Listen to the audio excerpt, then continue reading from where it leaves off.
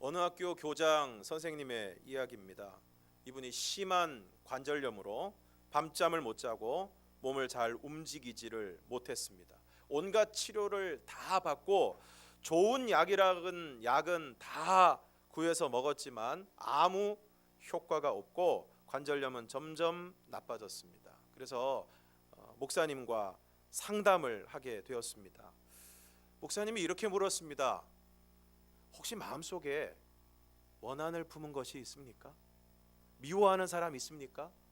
이렇게 물었습니다. 그러더니 이분이 한참 있다가 고개를 숙이더니 끄떡끄떡합니다. 누구를 미워합니까? 남편을 미워합니다. 얼마나 미워합니까? 죽이고 싶도록 미워합니다. 남편하고 같이 삽니까? 아니요. 10년 전에 이혼했습니다. 그래서 알고 봤더니 그 남편은 이혼하고 난 다음에 다른 여자하고 결혼해서 잘 살고 있는데 이 부인은 맨날 끙끙 앓으면서 관절염으로 죽어가고 있었던 것입니다. 그래서 목사님이 얘기했습니다. 빨리 이혼하세요. 법적으로 이혼했는데요. 법적으로는 이혼했지만 마음으로 안 했잖아요. 마음에 아침 저녁으로 남편을 늘 품고 있잖아요. 오늘 그 남편을 예수 그리스도의 이름으로 용서하고 돌려보내세요. 그래야 법적으로 이혼하는 것과 동시에 마음으로도 완전히 떠나보내게 되는 것입니다. 미워하지 말고 용서하고 가서 잘 살아라 하고 보내세요. 못해요. 그 사람이 못 살아야지 잘 사는 꼴 못 봐요. 그런다고 해서 그 사람이 못 살게 되는 것이 아닙니다. 당신이 못 살게 돼요. 미움을 가지면 그 독이 당신의 심신을 괴롭히고 관절염으로 괴롭혀서 결국은 당신이 못 살게 되고 말아요. 그러니까 용서해 주세요. 결국 그 여인이 엎드려서 기도를 합니다. 하나님, 10년 전에 이혼한 남편을 내 마음에서 용서하고 떠나보냅니다. 예수님의 보혈로 씻어주시고 가서 잘 살게 해주시옵소서. 하나님 아버지, 그동안 미워한 것을 회개합니다. 기도했습니다. 그 기도를 하고 난 다음부터 마음이 평안해지기 시작합니다. 그리고 마음이 평안해지니까 관절염이 낫기 시작합니다. 요셉은 야곱이 노년에 낳은 아들이었기 때문에 야곱이 다른 아들들보다 요셉을 더 사랑했습니다. 많이 사랑했습니다. 그래서 채색옷을 만들어 주었습니다. 한글 성경에 채색옷이라고 이야기하니까 무슨 알록달록 빨강 파랑 노랑 무슨 아주 그런 화려한 옷인가 생각할 수 있지만 원어의 뜻은 손바닥 혹은 발바닥이라는 뜻입니다. 그러니까 창세기 37장 3절에 나오는 채색옷은 손바닥까지 그리고 발바닥까지 닿을 정도의 긴 겉옷을 말하는 것입니다. 이는 주로 고급 아마포로 만들어졌고 귀족이나 왕의 자녀들이 입었던 것입니다. 이것을 통해서 우리는 야곱이 요셉을 얼마나 사랑하고 귀하게 여겼는가를 알 수 있습니다. 그런데 이러한 아버지 야곱의 편애는 형제들 간의 불화를 일으키고 말았습니다. 창세기 37장 4절을 함께 읽겠습니다. 시작. 그의 형들이 아버지가 형들보다 그를 더 사랑함을 보고 그를 미워하여 그에게 편안하게 말할 수 없었더라. 당연한 것 아니겠습니까? 요즘 아이들에게는 겨울을 맞아서 롱 패딩이 유행인데 저희 집에 애들이 3명 있습니다. 애들이 3명이 있는데 위에 두 녀석은 짧은 패딩 사주고 막내만 롱 패딩을 사준다면, 그것도 아주 비싼 브랜드의 옷을 사준다면 위에 두 언니가 가만히 있겠습니까? 그러니까 요셉의 형들이 아버지가 요셉을 편애하는 것을 보고 너무 대놓고 드러나게 편애를 하니까 그를 미워할 수밖에 없는 것입니다. 그러니까 말 한마디도 편하게 나가지를 않은 것입니다. 근데 엎친 데 덮친 격으로 요셉이 꿈을 꾸고 자기 형들에게 말을 하는데 이 또 꿈의 내용이 가관입니다. 37장 6절에서 10절을 함께 읽겠습니다. 시작. 요셉이 그들에게 이르되 청하건대 내가 꾼 꿈을 들으시오. 우리가 밭에서 곡식단을 묶더니 내 단은 일어서고 당신들의 단은 내 단을 둘러서서 절하더이다. 그의 형들이 그에게 이르되 내가 참으로 우리의 왕이 되겠느냐, 참으로 우리를 다스리게 되겠느냐 하고 그의 꿈과 그의 말로 말미암아 그를 더욱 미워하더니 요셉이 다시 꿈을 꾸고 그의 형들에게 말하여 이르되 내가 또 꿈을 꾼즉 해와 달과 11별이 내게 절하더이다 하니라. 그가 그의 꿈을 아버지와 형들에게 말하매 아버지가 그를 꾸짖고 그에게 이르되 내가 꾼 꿈이 무엇이냐, 나와 내 어머니와 내 형들이 참으로 가서 땅에 엎드려 내게 절하겠느냐. 아니, 밭에서 곡식단을 묶는데 지가 묶은다는 벌떡 일어서고 나머지 형들이 묶은다는 쭉 둘러서더니 자기가 묶은 단한테 꾸벅 절을 하더라는 거예요. 원래 꿈을 꾸면 잘 잊어버리고 그리고 꿈을 꾸고 난 다음에 이게 뭔 뜻인지 알쏭달쏭할 때가 많은데 이런 꿈은 누가 봐도 무슨 뜻인지 명확하게 알 수 있는 꿈이죠. 그러니까 요셉에게 다른 형들이 다 절한다 이 얘기 아닙니까? 그 다음 꿈은 더 가관이에요. 해와 달과 11별, 이제는 해와 달까지 아버지 어머니까지 자기한테 절하더라는 것입니다. 이건 누가 들어도 열받을 이야기입니다. 이걸 보면 이 당시 요셉은 철딱서니가 없는 것이죠. 그런 꿈을 꾸었더라도 누가 봐도 그거는 얘기하면 화날 일인데 그러면 자기만 조용히 알고 있을 일이지 청하건대 내가 꾼 꿈을 들으시오.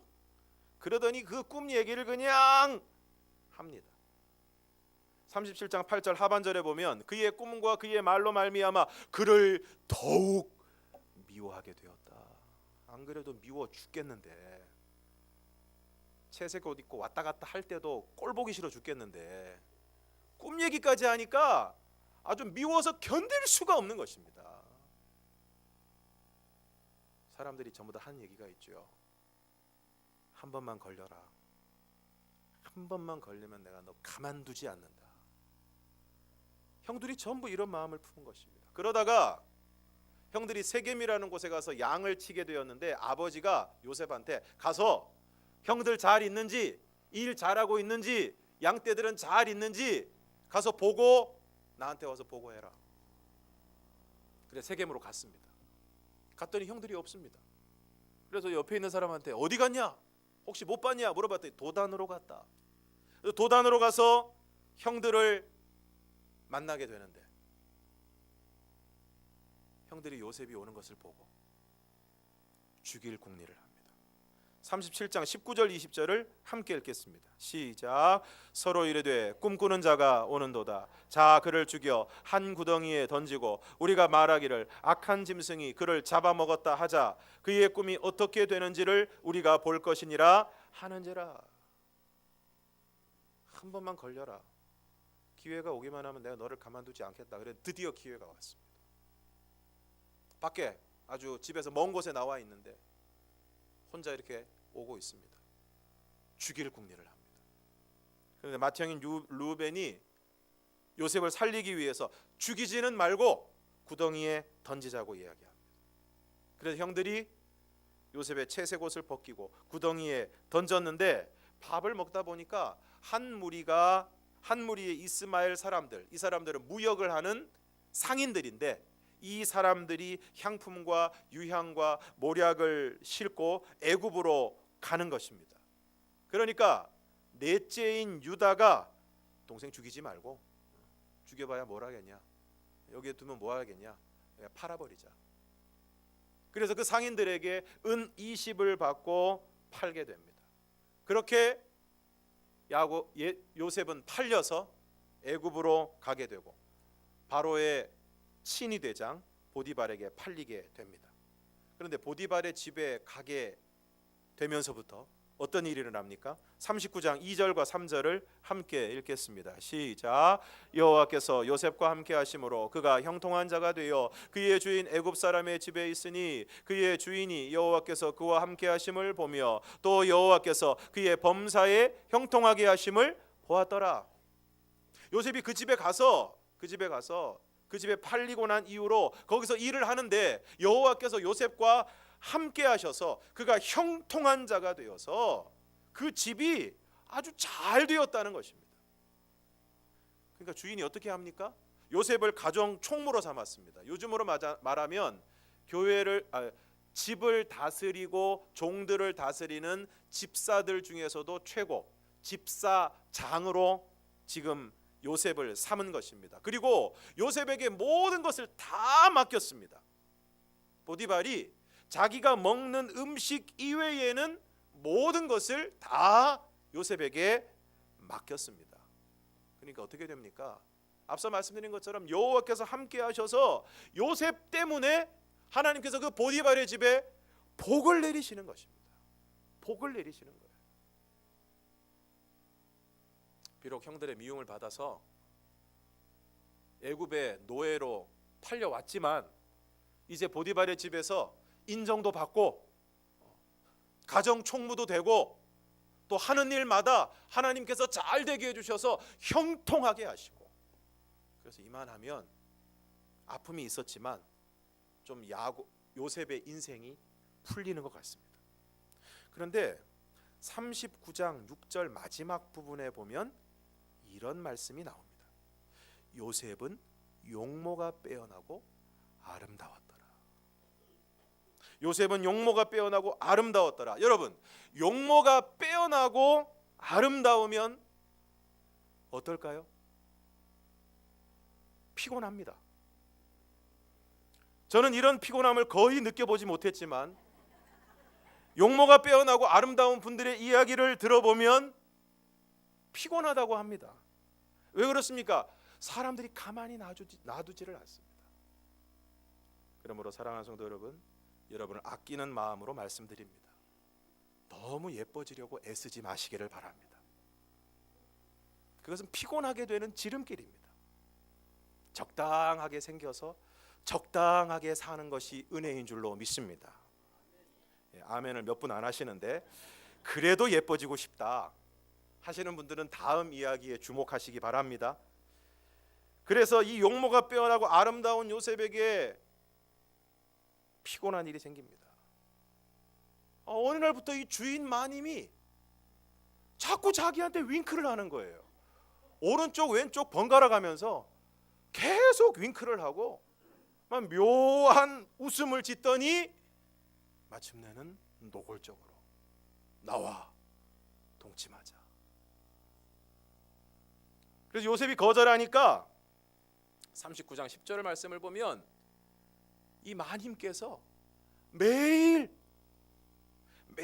요셉에게 청했다는 것입니다. 무서운 분입니다. 그래서 요셉이 듣지도 않고 그 여인과 함께 있지도 않았다는 것입니다. 그러던 어느 날 일을 하려고 보디발의 집에 출근을 했는데 사람이 하나도 없는 것입니다. 그런데 어디선가 보디발의 아내가 나타나서 요셉을 붙잡고 동침을 하자고 하는 것입니다. 그러자 요셉이 자기의 옷을 그 여인의 손에 버려두고 밖으로 나갑니다. 그러자 이 여인이 그때부터 소설을 씁니다. 39장 13절에서 15절을 함께 읽겠습니다. 시작. 그 여인이 요셉이 자기의 옷을 자기 손에 버려두고 도망하여 나감을 보고 그 여인의 집 사람들을 불러서 그들에게 이르되 보라, 주인이 히브리 사람을 우리에게 데려다가 우리를 희롱하게 하는도다. 그가 나와 동침하고자 내게로 들어오므로 내가 크게 소리 질렀더니 그가 나의 소리 질러 부름을 듣고 그의 옷을 내게 버려두고 도망하여 나갔느니라 하고, 이런 상황을 뭐라고 부르지요? 적반하장. 이 도둑놈이 몽둥이 드는 꼴입니다. 아니 지가 그렇게 윙크를 날리고 막 붙잡고 막 그러더니 상황을 완전히 반대로 만들어 버렸습니다. 요셉이 그랬다. 그리고는 요셉의 옷을 딱 붙잡고 보디발이 올 때를 기다립니다. 그리고 보디발이 오니까 또 막 난리가 났겠죠. 아내의 이야기를 듣고 심히 노하여 요셉을 감옥에 가두어 버립니다. 아마 제가 요셉이었다면 너무 억울해서 너무 억울해서, 그리고 보디발의 아내가 너무 미워서 심장이 터져버렸을지 모르겠습니다. 놀라운 것은 요셉은 감옥에 가서도 잘합니다. 여호와께서 감옥에서도 요셉과 함께 하시고 그에게 인자를 더하셨기 때문입니다. 그래서 감옥에서도 인정을 받고 간수장이, 이번에는 간수장이, 그 감옥을 전체를 담당하고 있는 간수장이 그 안에 있는 죄수를 전부 요셉에게 맡겨버립니다. 전부 맡겨버려요. 그런데 그 죄수들 가운데 누가 있었냐면은 애굽의 바로 왕의 술 맡은 관원과 떡 맡은 관원이 있었습니다. 그리고 이 두 관원이 우리가 잘 알고 있는 것처럼 어느 날 꿈을 꿉니다. 꿈을 꾸었는데 꿈의 내용이 뭔지, 그리고 이게 도대체 무슨 의미인지를 모르겠는 것입니다. 그래서 요셉이 아침에 딱 보니까 둘 다 얼굴이 아주 낯빛이 어두워요. 그래서 뭔 일이 있느냐 그랬더니 꿈을 꾸었는데 이게 도대체 뭔지를 모르겠다. 요셉이 한번 얘기해 보십시오. 내가 해석해 드리겠습니다.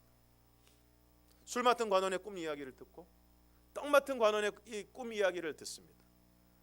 꿈의 자세한 내용을 알고 싶으신 분은 성경을 보시면 되겠습니다. 근데 결론은 뭐냐? 술 맡은 관원은 당신은 전직을 회복할 것이다.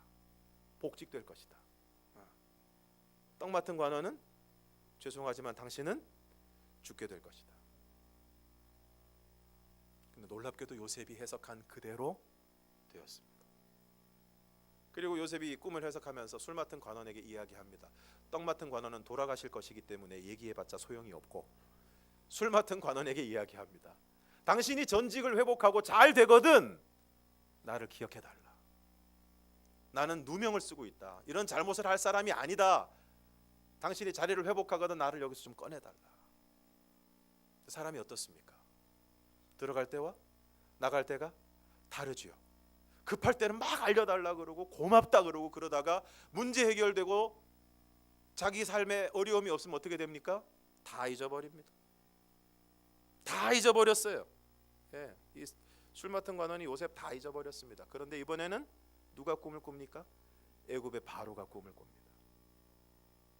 두 가지의 꿈을 꿉니다. 그래서 애굽의 점술가와 현인들, 똑똑하다는 사람들은 다 모아서 꿈 이야기를 하고 이 꿈이 무슨 뜻이냐 물었는데 한 사람도 그것을 해석하는 사람이 없습니다. 그때 술 맡은 관원이 누가 생각이 났을까요? 요셉이 생각났습니다. 감옥에서 자신과 떡 맡은 관원의 꿈을 기가 막히게 해석하고 맞췄던 바로 그 요셉이 생각났습니다. 그래서 바로에게 얘기합니다. 내가 지금 이 순간 그때를 기억합니다. 왕께서 우리에게 노하셔서 시위대장의 감옥에 있을 때 저와 떡 맡은 관원이 똑같이 꿈을 꾸었는데 거기에 있던 히브리 종이 우리의 꿈을 정확하게 맞춰서 저는 자리를 회복했고 그는 죽임을 당했습니다. 바로가 뭐라고 얘기합니까? 빨리 내려와라. 그래서 수염 깎고 씻겨서 옷을 입혀서 바로 앞에 서게 됩니다. 그리고 바로의 꿈 이야기를 들었을 때 그것은 바로 7년 풍년과 7년 흉년이다. 정확하게 마치고 거기에 대한 대비책까지 7년 동안 다 먹지 말고 모아뒀다가 이어오는 7년 흉년을 대비해야 된다. 그러니까 바로가 뭐라고 얘기합니까? 그것을 대비할 수 있는 적임자는 바로 너다. 그래서 어떻게 합니까? 너는 오늘부터 총리 대신이다. 그에게 인장 반지, 공식 문서에 왕이 허락을 했다는 인장, 도장을 찍을 수 있는 인장 반지를 건네주면서 애굽의 둘째, 왕 다음으로는 최고의 권력을 가지는 애굽의 총리 대신이 됩니다. 그런데 여러분, 만약 여러분이 요셉과 같은 입장에서 애굽의 총리 대신이 되었다면 여러분은 가장 먼저 무슨 일을 하시겠습니까? 첫 번째, 지금 당장 보디발의 집에 군사를 보내어서 그 여자를 끌어와라. 나에게 누명을 뒤집어 씌우고 나를 감옥에서 2년 동안 푹 썩게 만든 그 여자를 데려와라. 그 여자를 문초해야 되지 않겠습니까? 내가 당한 만큼 고통을 줘야 되지 않겠습니까? 그리고 아내의 말만 듣고 내가 그토록 신실하게 섬겼는데, 그리고 나 때문에 그 집안이 이렇게 잘 됐는데 그 모든 것 다 잊어버리고 아내의 얘기만 듣고 나를 감옥에 집어넣은 보디발, 가만둘 수 없습니다. 그 다음은 누구겠습니까? 나를 그토록 미워하고 내가 그토록 살려달라고, 나를 팔지 말라고 그토록 애원했음에도 불구하고 매정하게 나를 상인들에게 팔아버린 그 형들 다 끌고 와야 되지 않겠습니까? 박찬욱 감독의 영화 올드보이에 보면 주인공 오대수는 어느 날 술에 취해서 경찰서에 오게 되고, 친구의 도움으로 경찰서에서 나와서 공중전화에서 전화를 하다가 납치를 당하게 됩니다. 그리고 그렇게 무려 15년을 사설 감금시설에 갇혀서 하루 세끼 중국집 군만두만을 먹으면서 지내게 되는데, 그렇게 1년이 지났을 무렵 뉴스를 통해서 자신의 아내가 살해되었다는 것과 아내의 살인범으로 자신이 지목되었다는 것을 알게 됩니다. 그래서 자살을 시도하지만 뜻을 이루지 못하고 자신을 이곳에 가두고 자신을 아내의 살인범으로 만든 그 자에게 복수를 하기 위해서 체력을 단련하고 주먹을 단련합니다. 그렇게 무려 15년을 갇혀있던 오대수는 어느 날 풀려나게 되는데, 이후 복수를 위해서 사건을 추적하는 가운데 자신을 가두고 그토록 집요하게 자신을 괴롭힌 장본인이 바로 자신이 고등학교 시절 같은 학교를 다녔던 여학생의 남동생이라는 것을 알게 됩니다. 오대수와 같은 학교 여학생의 동생인 우진은 오대수가 누나와 자신의 부적절한 관계를 목격하고 그것을 가장 친한 친구에게 이야기하고, 결국 그것이 다 사람들에게 알려지게 되면서 자신의 누나가 스스로 목숨을 끊은 것에 대해서 그것이 전부 자신들의 그것을 목격하고 친구에게 얘기해서 소문이 퍼져나가게 만든 오대수의 책임이다 생각을 하고, 그 오대수에게 그토록 집요하고 잔인한 복수를 한 것입니다. 영화에서 보면 이 우진은 어마어마한 재산을 가진 부자이고 완벽한 조건을 가진 사람으로 나옵니다. 그런데 그 영화에 보면 그 많은 재산을, 그리고 그가 가지고 있는 그토록 많은 능력을 오로지 자신이 그토록 증오하는 오대수에게 복수하는 일에 많습니다. 그리고 복수를 위해서 사람을 가두고 죽이고 부정한 일과 불법을 서슴없이 행합니다. 그리고 자신이 겪었던 그 아픔을 오대수에게 똑같이 느끼게 해줍니다. 그리고 난 다음에 엘리베이터를 타고 내려오면서 권총으로 자살을 합니다. 근데 마지막 순간 자살을 할 때 그 우진의 표정이 너무나도 쓸쓸해 보입니다. 자신이 가지고 있는 모든 것을 다 동원해서 자신의 누나를 죽게 한 오대수에게 복수를 했는데, 다 갚아주었는데, 복수에 성공을 했는데, 마지막 순간 우진의 얼굴은 너무나도 쓸쓸하고 허탈해 보입니다. 과거의 상처에 얽매여 있는 사람은 오늘을 제대로 살 수 없습니다. 어린 시절 어머니에게 받은 상처, 아버지에게 받은 상처 때문에 거기서 한 발자국도 나아가지 못하는 사람들이 있습니다. 아버지 어머니에게 받은 상처 때문에 그 상처에 얽매여서 오늘을 허비하고 내일을 망칩니다. 그 상처에서 헤어나오지 못해서 그 상처를 곱씹고 또 곱씹으며 살아갑니다. 상처를 곱씹으면, 아픔을 곱씹으면 쓴물밖에 나오지 않습니다. 그런데 그렇게 계속 곱씹으면서 그 쓴물을 계속 마시면서 그것이 독이 되어 몸을 망치고 자신을 망치고 관계를 망치고 공동체를 망치고 있다는 사실을 제대로 알지 못하는 것입니다. 아버지에게서 받은 상처 때문에 남편을 제대로 사랑할 수가 없습니다. 어머니에게서 받은 상처 때문에 아이들을 따뜻한 마음으로 안아주지를 못합니다. 그래서 자신도 힘들고 가정도 힘들어집니다. 다른 사람들과의 관계 속에서도 항상 어린 시절 부모님에게 받은 상처, 형제에게 받은 상처가 못처럼 깊이 박혀 있어서 그 모든 관계를 어렵게 만듭니다. 결국 저 사람도 나한테 상처를 주지 않을까 하는 마음 때문에 마음의 문을 열지를 못합니다. 그리고 조금만 마음 상하는 일이 있으면 견디지를 못합니다. 조금이라도 부당한 대우를 받았다고 생각하면 참을 수가 없는 것입니다. 남편은 절대 변하지 않을 것이라고 생각합니다. 아버지는 절대 변하지 않을 것이라고 생각합니다. 그래서 어마어마하게 두터운 마음의 벽을 쌓아두고 단절된 채 살아가고 있습니다. 가족이라는 이름은 있지만 한 집에 살고 있지만 마음의 거리는 지구 반대편보다 더 멀게 느껴집니다. 디모데후서 3장에 보면 말세가 되면 세상의 마지막 때가 되면 이러한 일들이 있을 것이다 라고 하시는 말씀이 있는데 디모데후서 3장 1절에서 3절을 함께 읽겠습니다. 시작.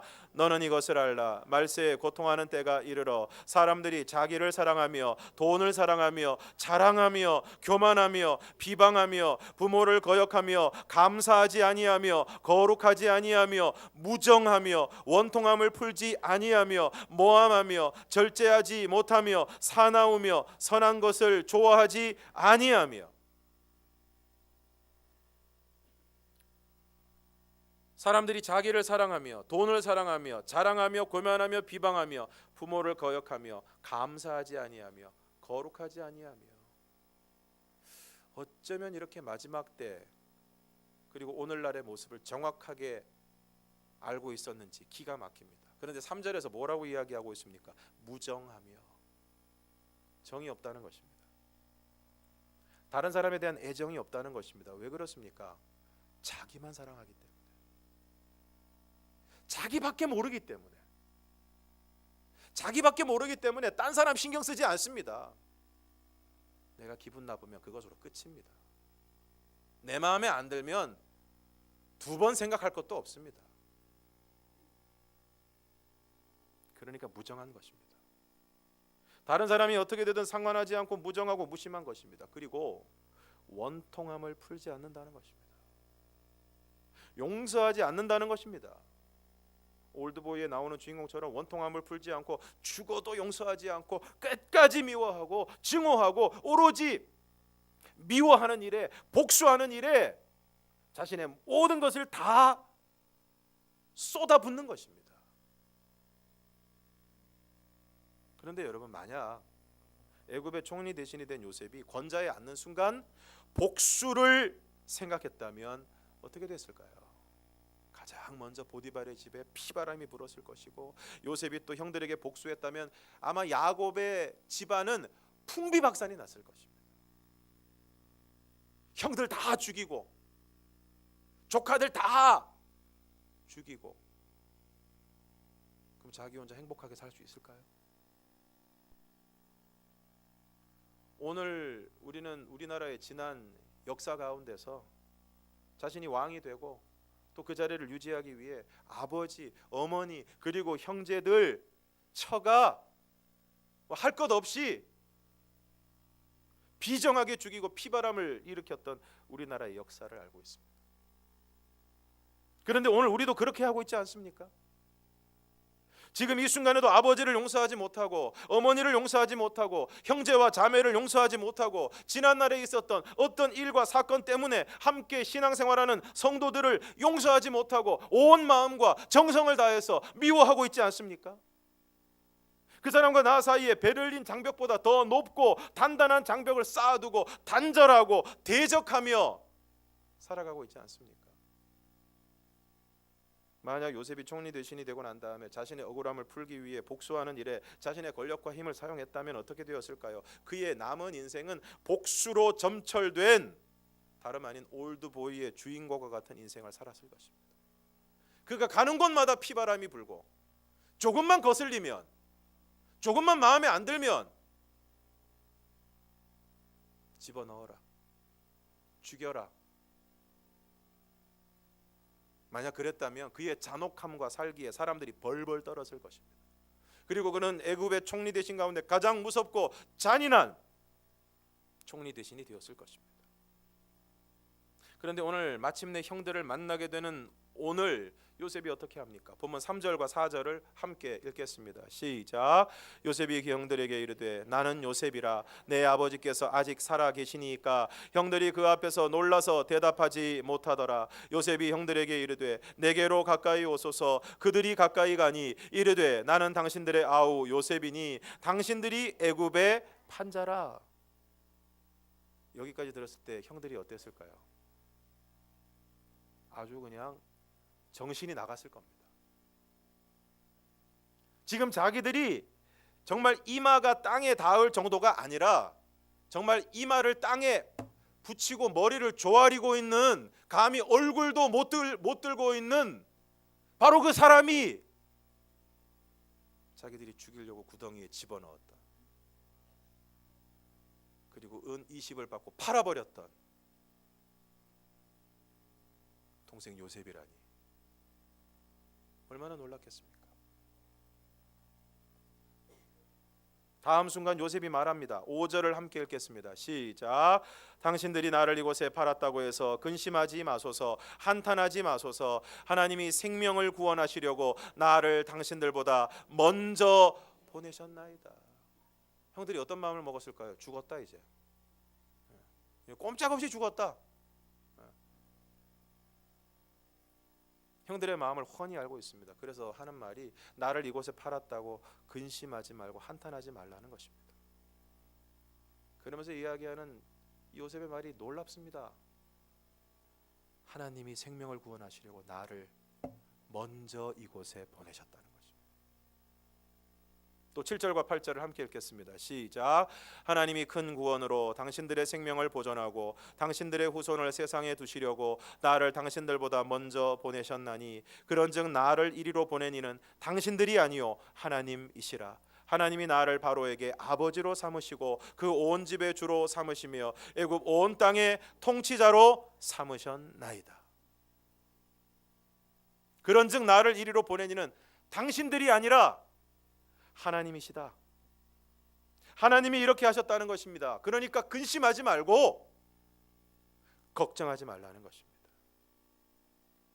그런데 오늘 우리는 우리의 삶 가운데 있었던 여러 가지 고난과 어려움 가운데서 그것을 누군가의 책임과 탓으로 돌리고 오로지 그 사람을 미워하고 원망하면서 살아오지 않았습니까? 내가 이렇게 된 건 다 아버지 때문이야. 내가 이렇게 된 건 다 어머니 때문이야. 형 때문이야. 동생 때문이야. 아무개 집사 때문이야. 그 사람에 대한 원통함을 풀지 않고 온 마음과 정성을 다해서 미워하면서 과거의 상처에 얽매여서 한 발자국도 앞으로 나아가지 못하는 안타까운 인생을 살아가고 있지 않습니까? 지금 우리는 예수님의 오심을 기다리는 대림절 기간을 지나고 있습니다.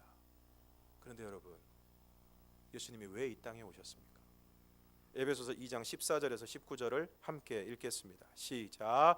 그는 우리의 화평이신지라 둘로 하나를 만드사 원수된 것 곧 중간에 막힌 담을 자기 육체로 허시고 법조문으로 된 계명의 율법을 폐하셨으니 이는 이 둘로 자기 안에서 한 세 사람을 지어 화평하게 하시고 또 십자가로 이 둘을 한 몸으로 하나님과 화목하게 하려 하심이라. 원수된 것을 십자가로 소멸하시고 또 오셔서 먼데 있는 너희에게 평안을 전하시고 가까운 데 있는 자들에게 평안을 전하셨으니 이는 그로 말미암아 우리 둘이 한 성령 안에서 아버지께 나아감을 얻게 하려 하심이라. 그러므로 이제부터 너희는 외인도 아니요 나그네도 아니요 오직 성도들과 동일한 시민이요 하나님의 권속이라. 왜 예수님이 이 땅에 오셨습니까? 에베소서 2장 14절은 그가 우리의 화평이라고 말씀하고 있습니다. 둘로 하나를 만드사 원수된 것, 그 중간에 막힌 담을 자기의 육체로 허무셨다는 것입니다. 이와 같이 예수님께서 자기의 육체로 죄의 담을 허무셨습니다. 그리고 유대인과 이방인 사이에 반목과 멸시와 증오의 담을 허무셨습니다. 원수된 것을 십자가로 소멸하시고 유대인이나 이방인이나 할 것 없이 하나님과 화목하게 하시고, 그리고 하나님 안에서 모든 사람이 하나 되게 하시기를 원하신 것입니다. 그래서 에베소서 2장 19절에서 뭐라고 말씀하고 있습니까? 그러므로 이제부터 너희는 외인도 아니요 나그네도 아니요 오직 성도들과 동일한 시민이요 하나님의 권속이라. 권속이 무엇입니까? 가족이라는 것입니다. 그런데 오늘 우리의 모습이 정말 하나님의 권속 같습니까? 어떤 목사님들은 설교하시면서, 지금과 같이 설교하시면서 성도들을 부를 때 아무교회 가족 여러분 이렇게 부르는데, 정말 오늘 우리는 가족이 맞습니까? 혹시 여전히 마음이 맞는 사람은 가족이고 마음에 안 드는 사람은 여전히 원수처럼 여기고 미워하고 아는 척도 안 하고 외면하고 살아가고 있지는 않습니까? 예수님은 우리를 화해시키고 하나 되게 하시기 위해서 이 땅에 오셨는데, 그리고 자신을 그 고통스러운 십자가에 내어주셨는데, 오늘 우리는 너무 미워하고 있지 않습니까? 원통함을 풀지 않고 네가 이기나 내가 이기나 한번 해보자. 주님은 주님의 사람들을 사랑하시되 끝까지 사랑하셨는데, 오늘 우리는 미워하되 끝까지 미워하고 있지 않습니까? 2018년이 이제 22일밖에 남지 않았습니다. 마지막 달을 맞이하게 되면 우리는 늘 그런 마음이 있습니다. 올해도 별로 한 일이 없는 것 같다. 그런데 올해가 가기 전에 할 수 있는, 그리고 해야 할 정말 중요한 일이 있습니다. 그것은 누군가를 미워하는 일을 멈추는 것입니다. 살갑게 대하는 것까지는 아니어도 인사는 하는 것입니다. 자신의 억울함과 상처만을 곱씹으면서 스스로를 힘들게 하고 주변 사람들을 힘들게 하고 가정과 공동체를 힘들게 하는 일을 멈추는 것입니다. 처음에 말씀드린 교장 선생님의 이야기처럼 미워하면서 자신을 꽁꽁 얽어매고 있던 과거의 모든 상처로부터, 분노로부터 자유하게 되시기를 바랍니다. 아무리 씹어도 쓴물밖에 나오지 않는 그것을 왜 뱉어내지 못하고 있습니까? 왜 무슨 이야기만 하면 고장난 테이프처럼 같은 이야기를 반복하면서 자신의 상처를 곱씹고 누군가를 자꾸만 소환해서 미워하고 난도질하는 일을 언제까지 하시겠습니까? 만약 요셉이 보디발의 아내에 대한 분노, 형들에 대한 분노를 평생 곱씹으며 살았다면, 그리고 복수하고 그것을 갚아주었다면, 복수에 성공했다고 할지라도 요셉은 평생 우울증과 불면증에 시달렸을 것입니다. 그러나 그는 모든 일이 하나님이 생명을 구원하시기 위해, 자기와 형제들의 생명을 보존하고 후손을 세상에 두시기 위해 한 일이라고 받아들입니다. 용납합니다. 수용합니다. 그래서 형들을 용서합니다. 이처럼 지금까지 주어진 모든 삶의 상황들이 나를 사랑하시고 나를 통하여 선한 역사를 이루시는 하나님의 역사임을 받아들이는 것이 중요합니다. 그러면 용서할 수 있습니다. 적어도 미워하는 일에, 복수하는 일에 나에게 주어진 대부분의 시간과 자원을 낭비하는 일을 피할 수 있습니다. 오늘 나는 올드보이의 주인공이 될 것인가, 요셉이 될 것인가? 오늘 우리의 선택입니다. 물론 우리의 마음이 하루아침에 손바닥 뒤집는 것처럼 바뀌기는 어려울 것입니다. 그래서 기도가 필요합니다. 그래서 우리가 꼭 해야 될 기도가, 미워하고 있는 이들을 더 이상 미워하지 않게 해달라고, 그 사람들을 용서하고 사랑하게 해달라고, 나도 어쩌지 못하는 내 마음을 주님께서 만져주시기를, 성령님께서 우리의 마음을 주장하여 주시기를 기도해야 할 것입니다. 우리의 그 기도를 통해서 성령님께서 우리의 마음을 만져주시고 우리의 마음을 다스려 주시기를 바랍니다. 그래서 미움과 분노가 사그러들고 서로가 서로를 불쌍히 여기는 마음을 가지고 서로를 이해하고 마침내 용서하고 사랑하게 될 때, 오늘 요셉에게 주어진 이 감격과 이 기쁨이 오늘 우리들에게도 주어지게 될 줄로 믿습니다. 그리하여 화해의 역사를 이루시기 위해 이 땅에 오신 예수님을 기다리는 절기에 오늘 우리의 삶 가운데 작은 화해의 몸짓이 시작될 수 있기를 주님의 이름으로 축원합니다. 함께 찬양하겠습니다.